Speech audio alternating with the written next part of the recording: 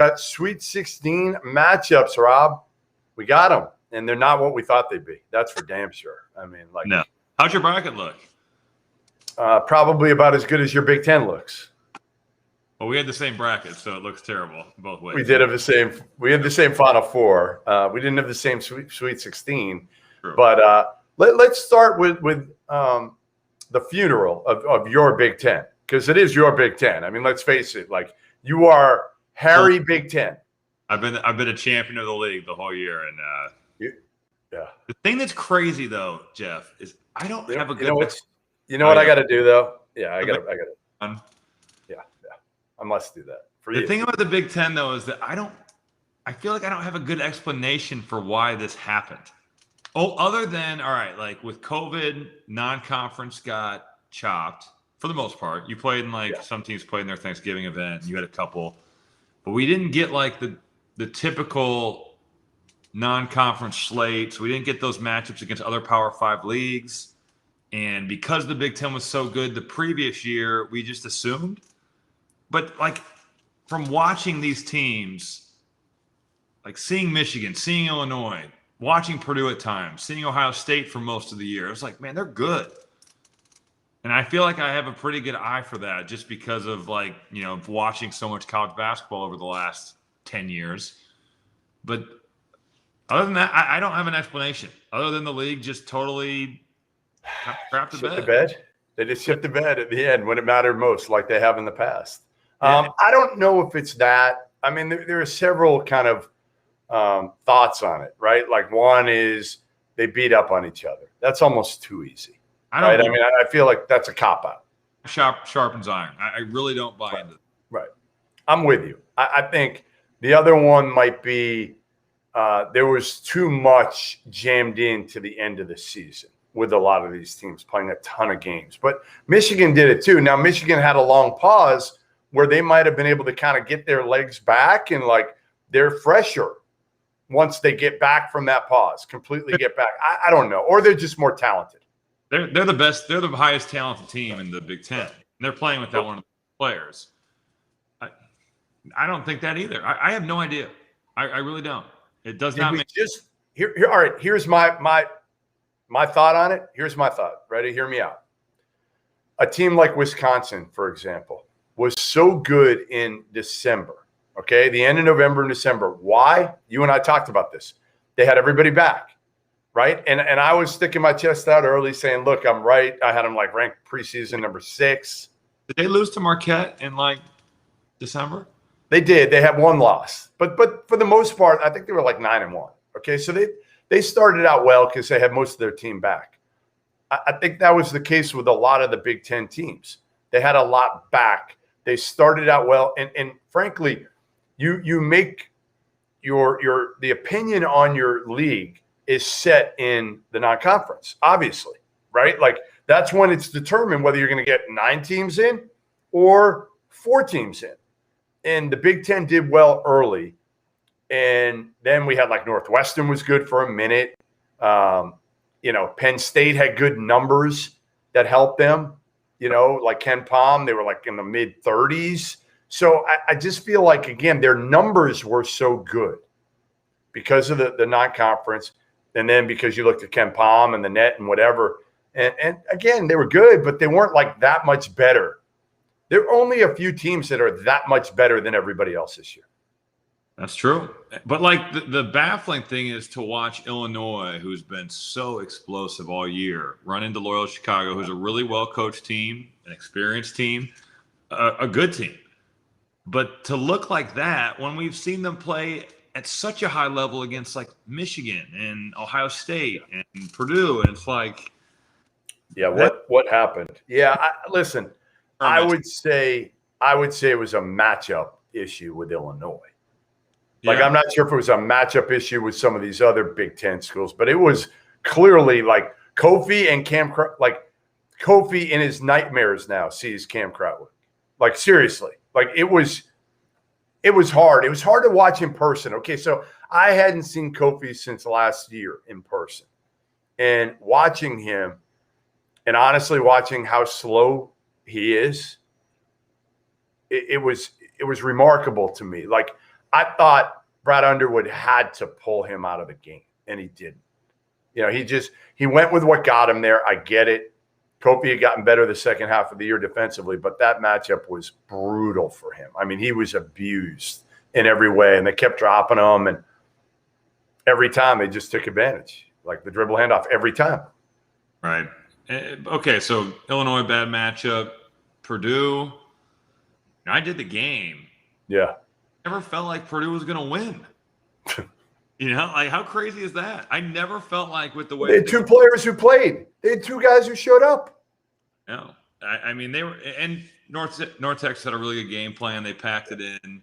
They made him prove it from three. Saf Stefanovic struggled defensively, so he didn't play in the second half. And I think it was the right move. He could not guard those guys in that pick and roll. They were going.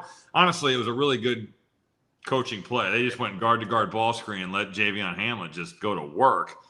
I mean, I don't think that was a great matchup for Purdue because of their style of play, where they're just going to grind you out, and they've got a point guard who can pick you apart, and they had shooters spread out everywhere.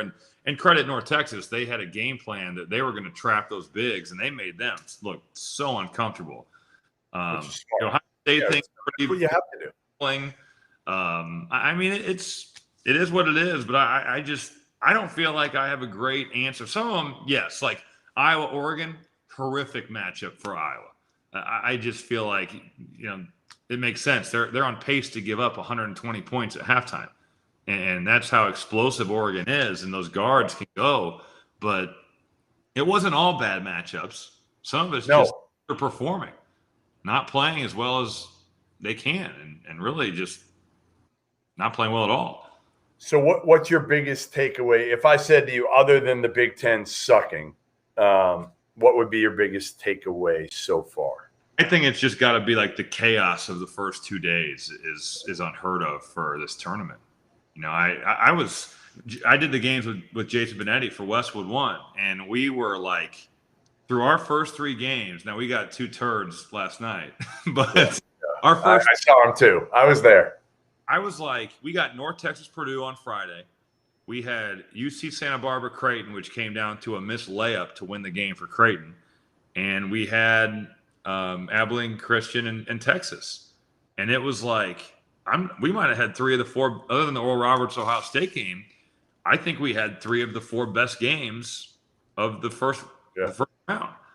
And the basketball gods repaid us last night with USC Kansas and Creighton. But they were awful. But it was a wild first 2 days. It was really fun to watch, but I wonder if it's going to hurt the tournament going forward, because now when you look at some of these matchups, you're like, ooh. I don't know. Yeah, they're a little underwhelming. All right, so biggest surprise, I mean, for me, it's got to be Oral Roberts. I mean, that's kind of an easy one. And number 15, only the second ever number 15 to go to the Sweet 16 besides Dunk City, Florida Gulf Coast. I mean, they got 2 good players, though. Like, they got 2 dudes, and they both, like, I worry about against Arkansas if one of them doesn't have their A game. Like, can they win? No, but they both had their A games each of those first 2 days, and it's allowed them, honestly, to come up with 2 huge upset wins. I want to get from you beyond your biggest surprise. I think a lot of people probably want to know from us. We're both in the bubble. Like, we're not in the bubble, but we're both there. We're both there at all these games. And what's it like for you? What's it like for you, Rob? Rob, where'd you go? Well, we'll find out what it was like for Rob if he ever comes back in. I don't know where he ended up disappearing to. We'll find out right now. There he is. I could hear you. I wasn't here. All right. What was it like for you? Yeah. I will start first. My biggest surprise, I think you hit it on the head, but I'm going to go Abilene Christian, Texas, because I didn't think Abilene Christian played good. They played good defensively, but they shot 29% from the field and 16% from 3. And usually if you're going to upset a team, you have got to have it going from the 3-point line. There's got to be – and they did it in such a non-traditional way of turning Texas over at the highest level and crushing them on the glass when they are so undersized compared to those Texas bigs. That was a wild game. It was also a horrifically officiated game. It was Well, not. We missed Teddy Valentine. we do. He's going to be, he's going to be doing a JUCO game soon. So you can see him there. Funny. As for the atmosphere, I was at Lucas Oil the first 2 days, and then I was at Hinkle last night. The Purdue North Texas game was a phenomenal atmosphere because there was so many Purdue fans for that game. I don't know what the numbers were, but it was like, and I always do this when I'm calling games. I will always, when it gets loud, take my headset and just kind of give a peek to hear what it sounds like. Because sometimes when Allen Fieldhouse or Mackey or Assembly Hall in Bloomington, you'll take that off and you'll be like, man, like my headset's not doing justice to how loud this is. Right. And with the Purdue game, for the first time all year, because I've been doing games from home for the most part, I did that and I was like, man, like there is an environment in here. And that was pretty cool. Travion Williams gets that and one dunk, and I did it, and it was like there is some juice in this building, and it's how big the place is. It is cavernous. I mean, it is enormous. The other games, the crowds weren't as concentrated because you can't be. You're not going to fly in from Austin or Abilene or some of these. I don't think tickets are that much, Rob. I think tickets are like maybe $50. Went for $85 or $100 a pop, and they went to the Purdue game, and that was buying it on the secondary market after they weren't outrageous, and Purdue I'm sure got driven up because there was a demand just from being close. But yeah, like it's not the same. But you've been to NCAA tournaments before where I'll use this as an example. My 5th year, we played St. Mary's in Omaha, and it was the first game of the session, so there weren't that many. You've been to those games. There's I sure have. Really bad atmospheres in the NCAA tournament in some of the early rounds. Yes. Now, we turn around, we get Kansas in Omaha. You go from playing an AAU game to like the world championship of basketball. It's amazing how it can change so fast. But I thought, considering we haven't had crowds, I thought that Hinkle was pretty good last night, and Lucas Oil was great for the Purdue game, and I would say solid for the others. Better than we've had, obviously. But I've been at all the venues other than I didn't go to Bloomington, and Bloomington's only got like 500 fans, so I'm assuming that it sucked there. But I started at Purdue, and I was shocked because it was only like 9%. Yeah. They don't, not every place you can do up to 25 overall, but each venue is different. And Purdue's was like 9%. So I was just blown away by how dead it seemed. And to me, the best one's clearly Hinkle because it's the smallest. It's got the best feel to it. And I don't know what the number is, but it felt like it was probably, somewhere around 15, 20%. Like I thought Banker's Life was terrible. It's just too big. In the future, if they ever did this again, which I actually hope they do, because I love be with fans. I love the fact that you have all 68 teams here. I don't know how you could do it with the hotels. I don't think there are enough hotels in the area to be able to pull it off, but it'd be fun. Is there a city that you could do it at that has Vegas? Vegas. Oh, that would be sick. Right. I mean, let's do it. Gambling aspect is less taboo. Yeah. You could do it. They got pro teams there. There's pro teams right there now. So, like, I don't think the NCAA is anywhere close to being able to do that. But we may not have an NCAA in 10 years. So maybe we just set it in Vegas. I don't know. Certainly won't have an NCAA, Rob, if the weight room, the women's weight room keeps, Emmerich keeps screwing things up like he does. That was despicable. I mean, that is worse. The women's weight room was worse than like the Ramada Inn. What hotel are you in right now? The weight room there is Residence Inn. Residence Inn has a better weight than what they get. Yes. The crazy part about it is they probably could have gotten all the equipment for free. They would have just had to pay for labor, and they still didn't do it. And then they put a statement out saying there's not enough space, and some of the female players are like, look at this. I mean, right. How dumb do you think these people are? Like, what are you doing? The NCAA, it just amazes me at how stupid they are at some of the stuff they do. That is a no-brainer. From so many levels, optics, what's right. I mean, even if you don't believe in what's right, which shame on you if you don't, the optics of that looks so bad. And everybody has a camera on their phone, and everybody has a Twitter account. And fans follow the players. So the second that goes out, that is viral. I mean, how did someone not say, hey, the players need to lift? Oh, well, don't worry. We have a rack of dumbbells here. They'll be up to 30 pounds. Like that, it is. Oh, man. NCAA is pathetic for that. Yep. No, I'm with you. And, again, it's unfortunately poor leadership is really what it comes down to. And did Mark Emmert know? No, but ultimately it's the people he hired and staying on top of these things. And, I mean, you're going to be there for 3 weeks. You have to lift weight. Right. You cannot get away with just like not lifting for 3 weeks and play at a high level. Yep.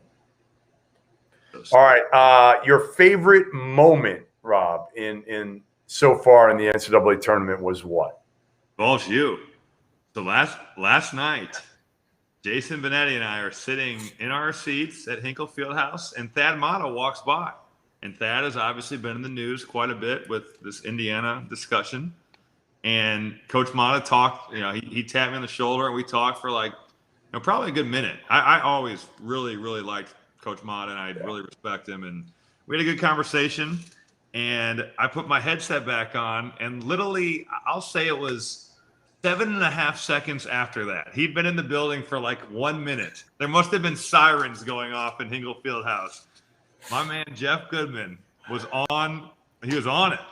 You were literally there. And I was like, man, Jeff he is ready for the scoop. And that's what makes you good job. You were on it. So that was my best moment. I'm a big Thad guy. Like you. And I've kept in touch with him over the last couple of years because I know he was worn down physically and emotionally from everything at Ohio State. And, he's been in Florida. He also, I didn't realize, literally he's got a house 3 miles from Butler. That's where they live now. And both of his daughters go to Butler. Again, I refuted the report out there that said that he had verbally agreed to the Indiana job and failed the physical. A complete inaccuracy. Talked with Thad a minute about that. And, was he intrigued? Yeah, he was intrigued by it, Rob. But ultimately, again, I don't think Thad Matta fits at Indiana at all. He's low key. Yeah, you know more about the hiring process for these coaches than I do. Is it normal to give a coach a physical like they're a player? No, but Thad probably is different. Okay. Yeah, he would be with his health. Right. I mean, you looked at him even yesterday. He's got a brace on. He's got drop foot from a surgery he had on his back years ago. But he sounds great. I mean, he looks good. Like Thad, if he wants to get back in and work at a high level again in recruiting, there were a few better. I mean, shit, he got Greg Oden and Mike Conley and Daquan Cook and a lot of other really good players. Like Thad was a beast on the recruiting trail back when you were coming up, Rob. A beast. Oh, I mean, you look at that Speed City Heat team that he got. Seen every guy, Eric Gordon, on that squad. Yep. And you look at some of the other guys he got, like Evan Turner. Now, he developed Evan really well too. Evan was in the 50s recruiting wise, but BJ Mullins is a big time get. Yep. Costa Kufis is a big time get. Jared Sullinger. I mean, William Buford. Those are highly recruited dudes. And I mean, he's a really good coach, but he was a really good recruiter too, because he always had high level talent on those Ohio State teams. Let me tell you guys a little bit about our partners over at BetRivers Sportsbook. If you haven't signed up with BetRivers yet, now is the time. BetRivers Sportsbook is offering a $250 match bonus for your first deposit. But what sets them apart? They require just one playthrough to turn your bonus into cash money. When you win at BetRivers Sportsbook, they pay fast. And now it's even faster with Rush Pay instant approval for withdrawals. It's safe, it's secure, it's reliable. I know because I've used it. With March Madness right now, there's never been a better time to give BetRivers Sportsbook a try. Go to BetRivers.com today or download the BetRivers app. Must be 21 years or older. Gambling problem? Call 1-800-GAMBLER. All right, Rob. Let's talk a little bit about. Let's flip it forward here to the Sweet 16, and I'm going to ask you first. Like, what matchup are you most excited to see? I don't care what you're doing. I know you're doing some games. I'm not even sure you're doing some games in the Sweet 16. I don't know what you got going on, but what is? I never know what you have going on. What's your matchup? What's the matchup that you are dying to see in this? I'm going to the Pac-12 for the rematch. USC and Oregon. Wow. After watching USC last night and watching the second half of the way Oregon dismantled Iowa, Chris Duarte had it going. And you talk about the guards they've got, Will Richardson. You match that up against the size of USC. That was my first time seeing Evan Mobley in person. What'd you think? I was really impressed. I mean, his length is elite. He got a rebound, took it off the glass, brought it in transition, made a great move and dropped it off to somebody for a wide open three. Yeah. He just has abilities that, God has given him that you just can't teach. I mean, he's 7 foot tall. He's got a handle. He's built like Durant was when Durant was coming out. He doesn't have Durant's game. That's not what I'm saying. Chris Bosh. I got the Chris Bosh build a little bit. But I just think skinny, 7 foot. Yep. Right now. He certainly doesn't have the type of game that Durant did because Durant was a 2-guard coming out and still is a 2-guard size. But man, Evan Mobley's got some gifts. Now I will say his brother, I didn't know much about him before this weekend, and he was awesome last night. Getting it on in the post, he made 4 threes. He set the tone. Isaiah Mobley set the tone. So I'm looking forward to Oregon's guards going up against USC's size. And I mean, USC is enormous. They bring dudes off the bench that are huge. Yep. So I think that'll be a really fun game.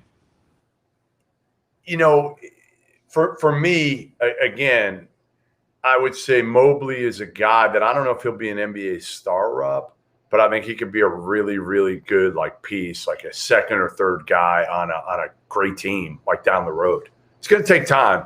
The biggest thing that worried me with him, so I did an interview with him preseason. Nicer kid you're not going to find. I mean, soft-spoken, just sweet, love him. The only thing that worried me was when he told me when he was younger he didn't love the game. And I was just – it scared me. And I had seen him a couple times in AAU ball, and he kind of played that way a little bit. He played a little soft. He kind of let the game come to him too much.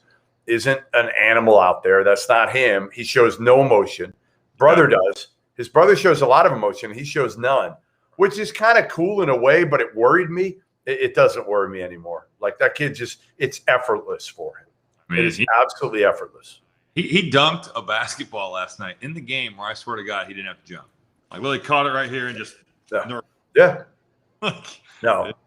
Crazy. I can't understand how you could pick a Pac-12 matchup though. Is your game to think about that? If I had told you that a month ago, I've come a long way. You're a Pac-12 guy now. You've gone from a Big Ten guy to a Pac-12 guy. You've come to the side of us Arizona Wildcats. Unfortunately, Arizona is not one of the Pac-12 teams that are alive because they had a postseason ban. Well, but I haven't heard you talk Pac-12 one all time. Year. I know. Well, it was pretty much irrelevant until today. Part of it is that just they play so late that people don't watch. Yeah. Yes, I think that. I mean, it makes sense. It's a big part of it. I mean, how many people are staying up till 12:30 on whether it's a school night or a work night? Time zone, it is hard because I live in Central Time, so it's not as bad. Right. But if you're on Eastern, it's tough. Night on some of these games. For me, I think the game to watch for me, I still want to see Gonzaga play against somebody good, and they're finally going to play against a good team. Is it the Creighton team we thought it would be? Maybe not, but they look pretty good. I mean, you were there. They dismantled Ohio for the most part. They overmatched Jason Preston. Zagorowski was good. Mahoney was good defensively. Here's what I'll say, Rob. If Mitch Ballock can somehow match Corey Kispert, right? If Kispert's going to hit 4 or 5 threes, we know that. Mitch Ballock's got to do that. He's got to somehow match him from the perimeter. He needs to shoot the basketball then. Yeah. I'm amazed. And Greg McDermott said this on our Zoom call before one of our games for Creighton here this weekend. Did I tell him to shoot more all the time? But it just Really? Mitch Ballack was setting up Marcus Zagorowski in a big time way in those 2 games. Yeah. I mean, he makes plays for other people. He's not just a catch and shoot dude. It might not look as natural as him shooting the ball, but he can take it to the rim and he'll really move it. He'll advance it. He's a good player and he's a smart player. But when you've got a flame like that, like when your jump shot is what that is, I mean, you've made 300 plus threes in your career. You've shot 40 every year. I feel like he's had a down year shooting the ball and he's shooting 40% from 3. And be selfish. Be selfish if you're Mitch Ballack. I don't know if he'll take enough to match Corey Kispert, because Kispert will get enough attempts to make 4 or 5. Yes, he will. Ballack's got to be more efficient. Obviously, he's not going to get 12 3-point attempts like Kispert will. But, I think that's kind of the problem with Creighton a little bit is it's almost too spread around. Instead of, hey, here are our guys. Everybody else, fill your role. But I think all those guys think they're like the best player. And to me, I would make sure the majority of the shots are coming from Marcus Zagorowski and Mitch Ballack. Those are the strengths of that Creighton team. Mahoney, Bishop, some of those other guys, Jefferson, really good, nice pieces. But ultimately, I don't know. I want to see Gonzaga tested. I feel like Oklahoma could have tested them if they had Devion Harmon. They didn't. So Gonzaga, how long has it been? All year? I mean, BYU tested them for a while. Yeah, the conference championship game, Iowa. That was like that was like December. Right. Virginia. They killed everybody. They did kill everybody. They're really good. I'm with you. I think it's going to be really interesting if Creighton can punch them in the mouth early. Just to kind of see where that goes, because they do have a lot of offensive firepower. Creighton can score. All right, biggest. Let's go with biggest upset for you. Who's it going to be? I love that. We got a comment here. My man said, "Did Hummel pick against Michigan yet?" And that's what's coming. Here we go. There's not many upset picks that I like. I don't really. Yeah. I mean, I don't even know if I believe this. I think Florida State's got great length. If Isaiah Livers was playing, I would not do this, but he's not. Yeah. So because he's not, sorry, Sean. I'm going Florida. There we go. And that's partly because you're making me pick one. I'm with you. I have the same one written down. Without Livers, they're a completely different team. Now, again, Chani Brown's been great. He moves in, gets more minutes. I just think your margin for error is much smaller now. And I do worry about Mike Smith against big, strong, athletic, physical dudes all over the court. He's been great this year. But, again, Florida State, they can just eat you up defensively, and they can make shots. So I just think, I think it's going to be a tough one. I think we're gonna go into an Elite Eight without a Big Ten team at the end of the day. All right, your favorite individual matchup of this Sweet 16 is what? I'm going to go back to Creighton and Gonzaga and the point guard matchup. Zagorowski was awesome down the stretch. He made so many plays against Ohio. Same way against UC Santa Barbara. He was really good there. But you look at Jalen Suggs. I mean, talk about two really big time point guards. That's my matchup to watch. I'm looking forward to that. So you know what mine is? I got a good one. What's that? Villanova Baylor. Jeremiah Robinson Earl against Mark Vital. Vital. I love it. Think about it. I don't want to call him soft because Jeremiah is not soft, but he's skilled. He looks the part of a pro, right? He can step out, he can make shots, he can score in the post, great footwork, super skilled, all that. And you got Mark Vital, who does not look the part at all. Just an absolute warrior. Doesn't want to shoot the ball. Just runs around setting screens on offense and getting offensive rebounds. And on defense, he's an absolute maniac. I can't wait for that. It's just going to be a contrast of styles. and maybe the matchup that honestly decides the game. We're going to talk a lot about guard play in that matchup. And Baylor's obviously, their guards are terrific going up against a Villanova team that won't have a real natural point guard. But I think it's Jeremiah Robinson Earl, because ultimately Villanova runs so much through him at that big man spot without Colin Gillespie. So that's one I like there. What else do we got? Before we talk our final four, yeah, our revised final four picks, now that our brackets have been slaughtered.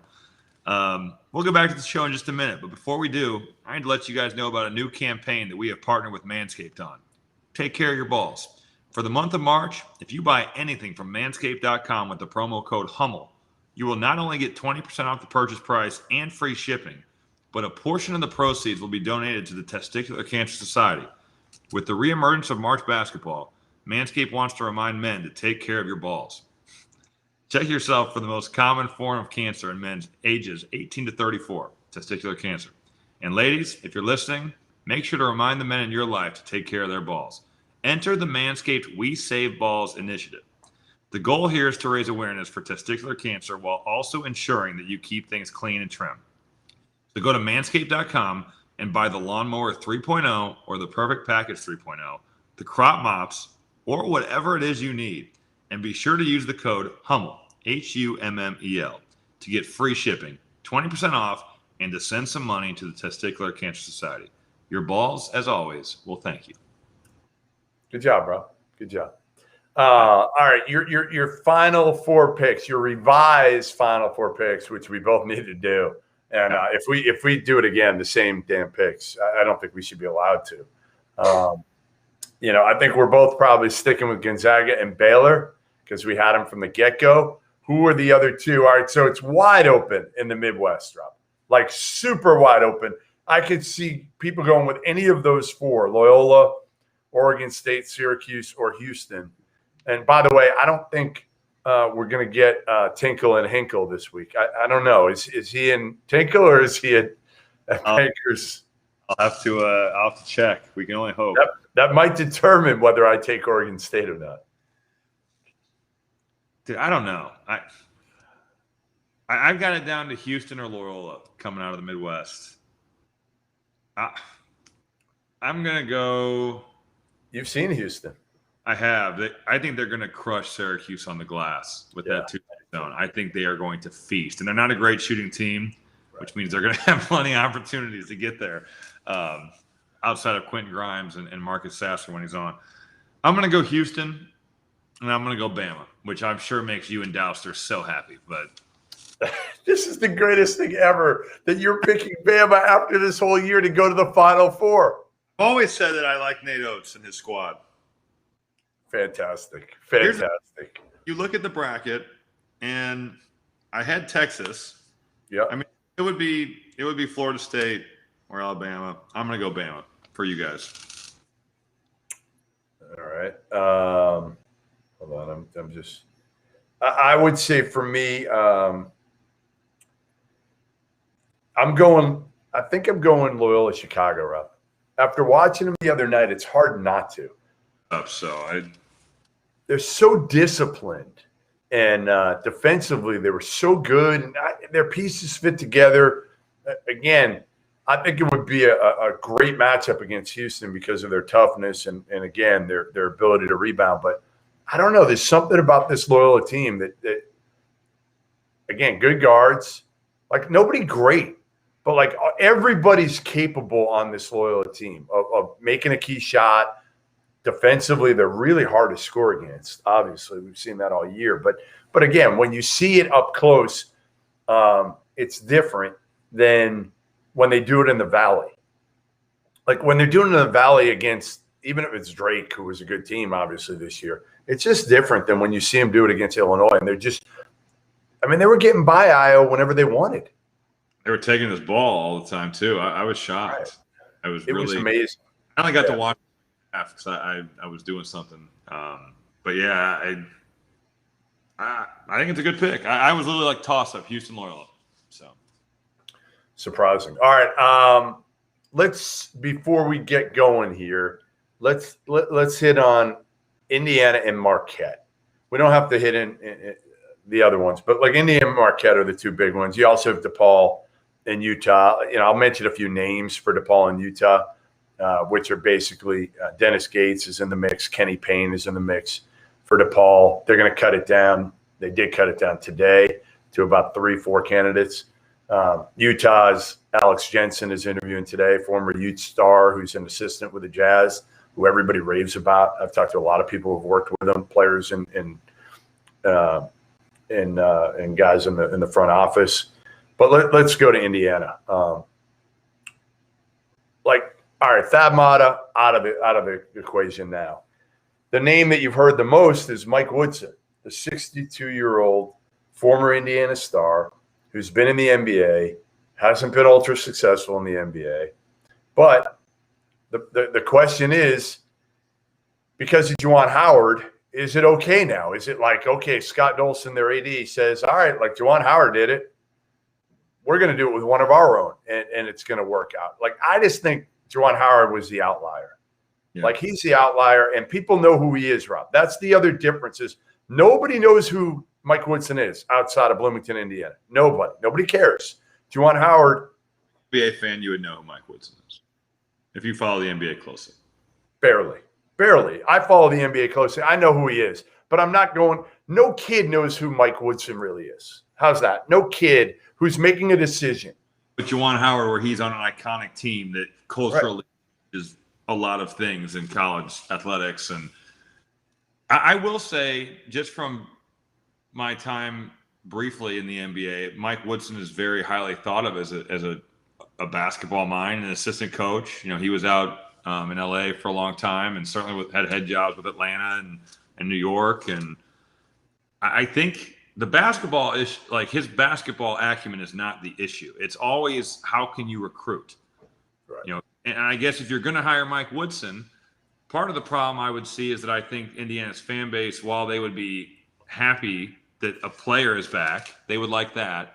Yeah. But they're looking for the fences, and they want a name like Brad Stevens or Chris Beard or some. Yeah. Well, the Brad Stevens thing didn't work out. Yeah. No, I know. They thought it was. Your boy Titus. Your boy Titus was all over that Brad Stevens deal, huh? He was all in on that. I can't wait to ask him about it when I see him at the Final Four.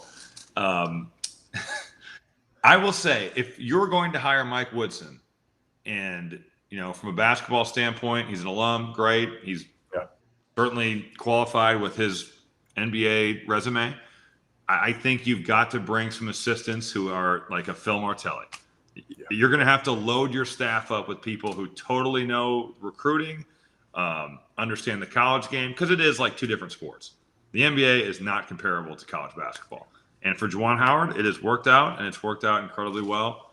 But I just, I think that the biggest thing is if you're going to hire an NBA guy who's never coached in college, that staff better be loaded up. Indiana's going to have to pony up some, and they will. I think they totally will. But they'd have to really pay some assistants to come in and be a big part of that. So I've been told, one of my sources told me that your boy Scott Drew would have some interest in that job. Really? From Indiana. Well, why wouldn't he? He's from Indiana. I know he's got Baylor going. What pressure does he have at Baylor? None. But he's got the number. But it's hard to keep it going, Rob. It's hard. Now, again, it's not like Indiana's, 1976 Indiana. I'm not even saying that, but the pressure cooker that Bloomington, Indiana is. Did Archie Miller look happy at the end of this year? Archie Miller was never. Hey, he was never built for Bloomington. He was I screwed up. I love Scott Drew, but do you think that he wants the negative? If you're not winning, does he want that? When if you're not winning at Baylor and you lose in the first round of the tournament, sweet. No big deal. No big deal. I don't think so. Yeah. I mean, I really think highly of Scott, obviously. And I'm not saying he couldn't win there. I just don't see why you would leave. So if you're Scott Dolson, then why wouldn't you look? And again, maybe there's some parallels people would think there are to a mid-major plus guy hiring him like Archie Miller hired Porter Moser. Here's what I'll say. Here's the big difference is I think Archie Miller's a really good coach, and I think he was close. Again, if they had McKinley Wright and I don't know if you knew this, but they couldn't take McKinley Wright because Tom Crean had oversigned. Oh. So that's why they had him signed at Dayton, couldn't take him with him because they didn't have a scholarship for him. If they had McKinley Wright on that team, Rob, Archie Miller's still the head coach at Indiana. Let's be honest. Yeah. Right? Totally. McKinley Wright's like an all-time great at Colorado. I mean, yeah. So the margin for error is so small sometimes between, again, winning and losing. Look at Baylor's team. I mean, I'll tweet out my story from a month ago, of how all those guys landed there. And you had a bunch of guys that weren't recruited. You know, Flagler had 0 Division I scholarship offered at Presbyterian where he went. You know, Davion Mitchell barely played at Auburn when he went. Like, it was a collection. Macy Ortigue, one offer to UNC Asheville when he came out of high school. So, again, I would say this. I think Archie Miller, again, getting back to him, was a good coach, but he does not fit Bloomington. He fit Ohio State. He didn't want to be in a fishbowl. He just wanted to coach ball. So Porter Moser has a personality, Rob, that fits Bloomington. He's upbeat. He's social. Everybody likes Porter Moser who talks to him. So I would go Porter Moser over Mike Woodson 101 days out of 100, personally. Like, it's a no-brainer. I would go Chris Beard. I would go Scott Drew. I would go all of them over Mike Woodson. I don't think Mike Woodson is Juwan Howard. I think that would be a disastrous hire unless he hires a phenomenal staff. Like, if he could pull like Dane Fife and Mike Lewis, 2 former Indiana guys who were at Michigan State and UCLA, and bring them back with a veteran head coach, then okay, I'm in. But I wouldn't have faith that he'd be able to do that. Yeah, no, I totally am with you. Don't you think, though, that if Indiana hired Porter Moser, that it would be like, here we go again. We just tried this with Archie Miller at Dayton, and again, different personality. Talking about the Indiana fan base in general. When you look but at, who cares about the press conference? No, the press conference is garbage. You're right. But I do feel like there is, like, when you make a hire, you want it to make a splash. You want it to be like, if Brad Stevens comes to Indiana, all of a sudden. But who else? You're not getting Tony Bennett. You're not getting Mark Few. You tried those years ago. That didn't work. You know, like, who are you getting? You know, for me, Chris Beard would be the other guy I would probably give a blank check to. And a lot of people would say, well, he just lost in the first round of the tournament, in the second round of the tournament to Arkansas. Yeah, but the dude can coach. He actually fits Bloomington in a lot of ways. You know, like Lubbock to Bloomington isn't as crazy as a lot of moves to be made. So I don't know. I mean, again, Beard, Scott Drew, guys like that, I would make a run at. Porter Moser, certainly. You know, I hope Scott Dolson is doing his due diligence here and really working to see who he can get. Like, maybe there's somebody else who's unhappy at their spot. I mean, I got no problem with him taking a swing at Brad Stevens. No problem whatsoever. And again, Brad, the best quote he gave. Did you hear his quote to me when I asked him? Yeah. It was so good. He's like, listen, you know, as a kid, it's different. When I'm a kid, you know, he basically said, I'm not a kid anymore.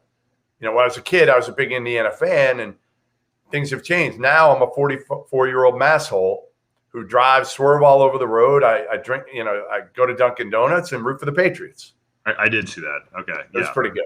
Yeah. All right. What's this? I'll throw this out at you. Is there any chance that Dolson gives Rick Pitino a call? Is that even in the stratosphere? Is that like so insane that his buyout's like $10 million at Iona? You need somebody else. Yeah, his buyout at Iona is crazy because, again, he was at the point where, like, he didn't think he'd ever coach college again. So for him, it was like, hey, whatever the buyout, I don't care. Just let me coach college basketball. I don't want to go back to Greece. Right. You know, and that was his boy. He's got some close people at Iona. Now, the one place that I think he could go to is if a move is made at South Florida with Brian Gregory, he's boys with the guy who owns Outback, who's one of the biggest boosters down there at South Florida. He could pay the buyout. Like if he wants Rick Pitino, and maybe Mark Cuban could. Listen, I don't think he would. But who knows? At this point, if they went to him and said, hey, Rick Pitino, will you pay the $10 million buyout or whatever it is right now? Maybe Mark Cuban's like, yeah, hell yeah, to get Indiana relevant again. I mean, shit, Rick Pitino played with Nate Oates with a bunch of dudes. He put in a walk, I don't know if it was a walk-on or what. I'm telling you, it was like me going out there. And the dude played like big minutes against Alabama and was good. He can really coach. That's not debated. Like, there's no question about that. Listen, if I'm an Indiana fan, yeah, hell yeah, I'd take Rick Pitino.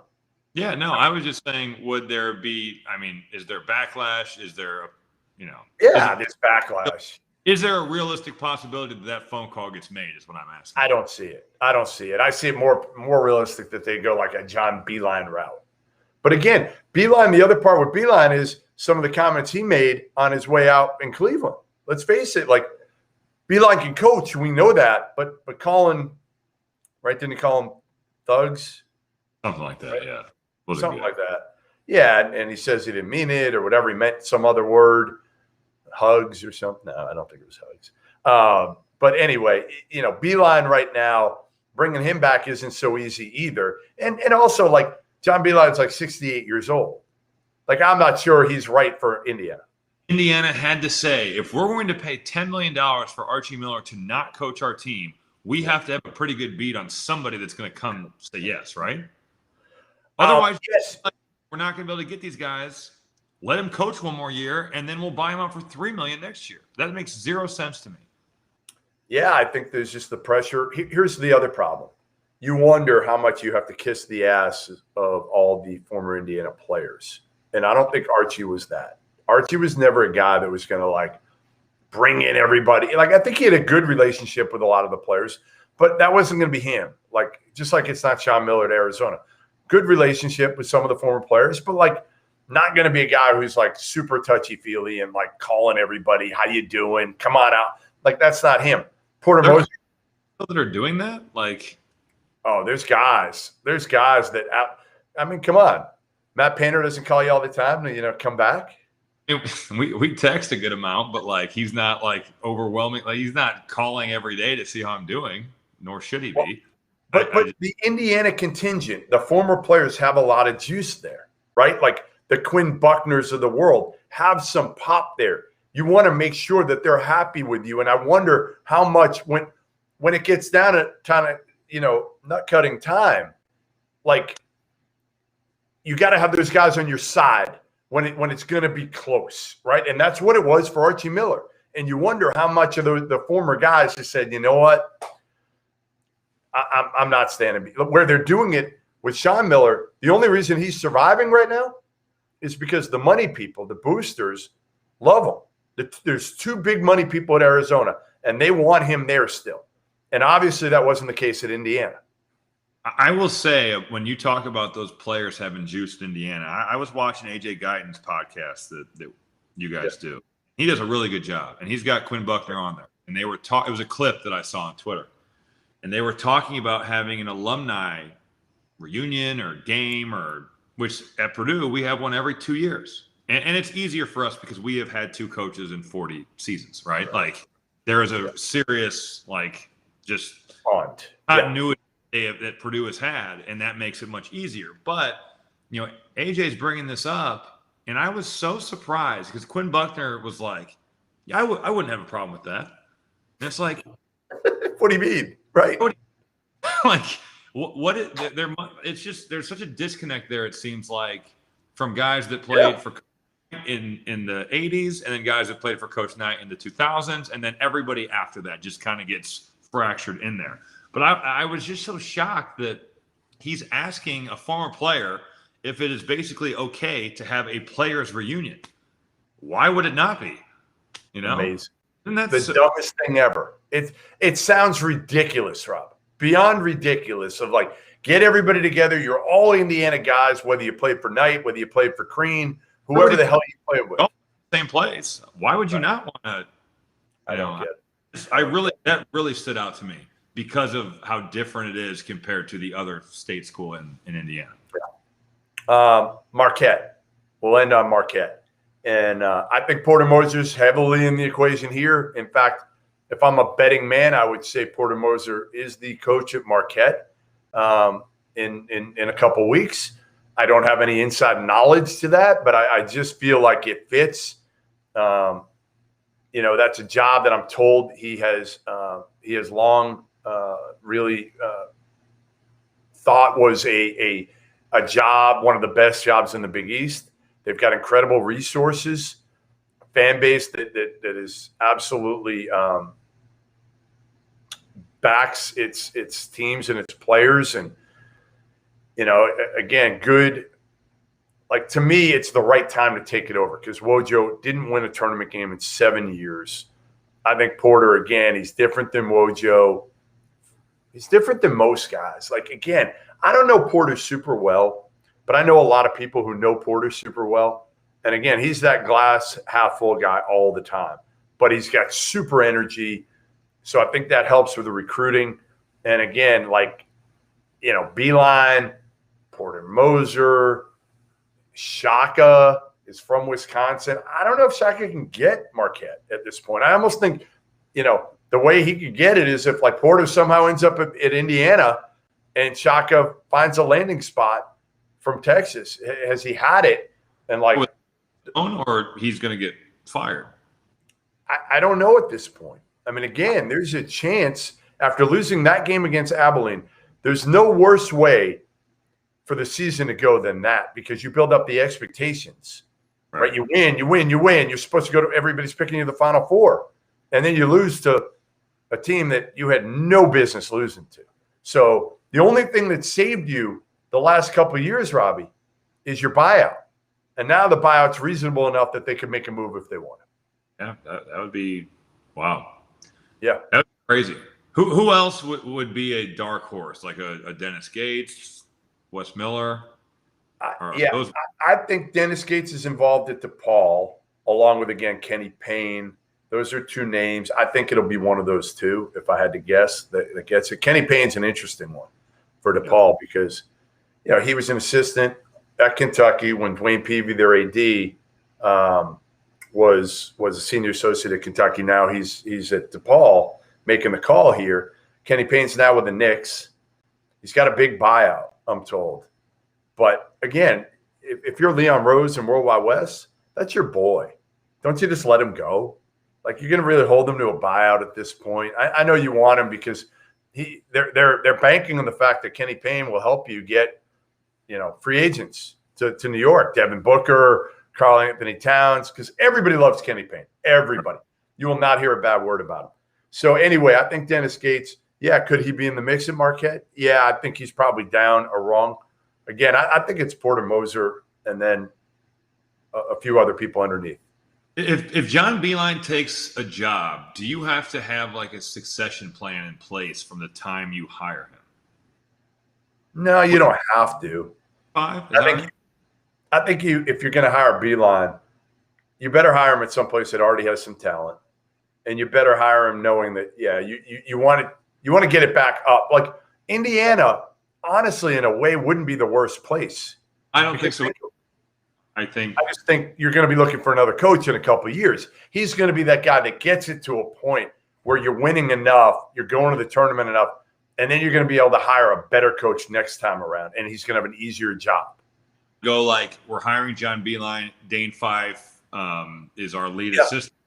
We're going to hand it off to him when Coach Beeline decides. Yes. Yeah, and Dane Fife would do that in 2 seconds. I mean, you're telling me Fife wouldn't go as a coach in waiting? Oh. In a heartbeat, he would. I actually think if you're going to go Mike Woodson, go Dane Fife. Absolutely go Dane Fife over Mike Woodson. 10 out of 10 days for me. Because at least he knows the college landscape. He'll bring in, like you said, he'll bring in a veteran on the bench with him. He knows who to hire as assistants. That's half the battle. Half the battle is knowing who to hire. And Mike Woodson's going to rely on somebody else. And who knows who that somebody else will be. All right. Well, listen, we've gone at it long enough here. We've covered a little bit of everything, and certainly been a good show so far. We'll make sure we do this again. Rob, what's your schedule like coming up? I'm doing the D2 National Championship game for Westwood on Saturday. Yep. Got an Elite Eight game on Monday and an Elite Eight game on Tuesday. So I'll be back. Well, also, hey, before we go, I got to tell you about Bracket Fanatics. Awesome. I don't know if you've been in it. I know, Rob, you signed up. It's not too late to get your group together and sign up for Bracket Fanatics. You can bet on games. You can talk shit to your friends throughout the tournament. It's the only social betting app that can manage your bracket and bracket pool, also allowing you to send and accept bets each round and each game with the players in your group. Here's how it works. Bracket commissioners determine the rules, the entry fee, the payouts, all that stuff. It ensures funds are collected from each player, distributes them to the winners once the tournament's over. Plus, they have real-time leaderboards to track the wins, points earned, and standings for your bracket group. I'm not doing so great in mine. You've tried Yahoo. Give Bracket Fanatics a try. It's the next generation of social betting. Plus, it is free to use. So, again, you can do it now. Before the Sweet 16, you can go in and do a different one. Get everybody together, sign up, bracketfanatics.com. Don't forget to use that code MADNESS to be entered into their $1,000 giveaway awarded at the end of the tournament to the player with the most wins throughout the dance. Only those using the code MADNESS will be entered. So tap in and join the fun. All right, Rob, listen, good luck in what you got going on here, and I'll see you back in Indy. It was good seeing you, by the way. It had been way too long. Dude, I know. COVID has made it a long time, so I'll be I there. almost tackled Thad on the way to talk to you. I almost tackled Thad. I felt bad, but like you were secondary. When I saw Thad, it was like you weren't even in the picture. You were Usain Bolt coming over. I was quick. I hope you saw my speed. I did. I saw your speed. You're going to see it. You're going to see it in the offseason when I kick your ass and spike ball and everything else we got going on. Hell of a spike ball player. You probably are. You know, those long arms and that 19.5-inch vertical. Whatever we play, I'll dominate whatever. All right. We'll talk soon. Everybody, make sure you come back next week, and we might have a couple next week. We'll see what we can do. Maybe get on a good guest or so, and we'll figure it out.